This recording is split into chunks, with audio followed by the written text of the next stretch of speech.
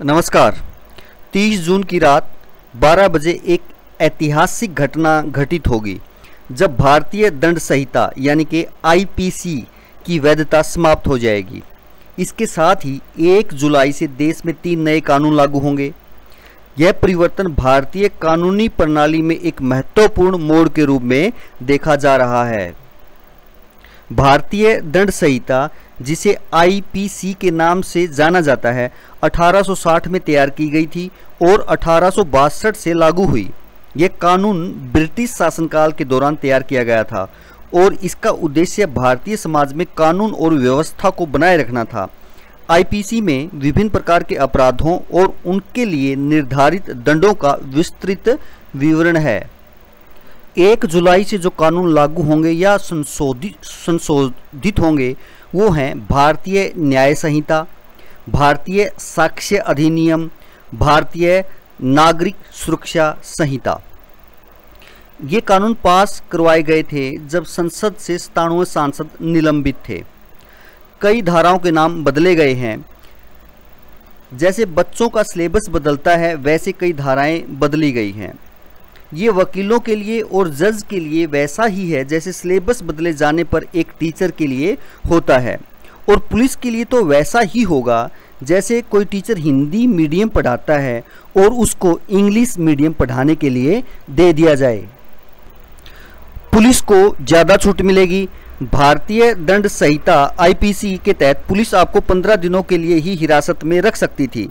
नियम था कि गिरफ्तारी के 15 दिन बाद जुडिशियल रिमांड में भेजा जाना अनिवार्य था। पुलिस रिमांड गिरफ्तारी के बाद अधिकतम 15 दिन की मिल सकती थी। अब 15 दिन की रिमांड को 60 से 90 दिनों में कभी भी लिया जा सकता है, यानी 3 महीने तक आप पुलिस के कब्जे में रहेंगे।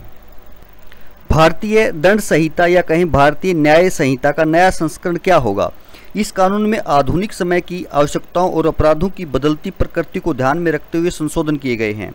इसमें साइबर अपराध, असंगठित अपराध और आतंकवाद से संबंधित नए प्रावधान जोड़े गए हैं।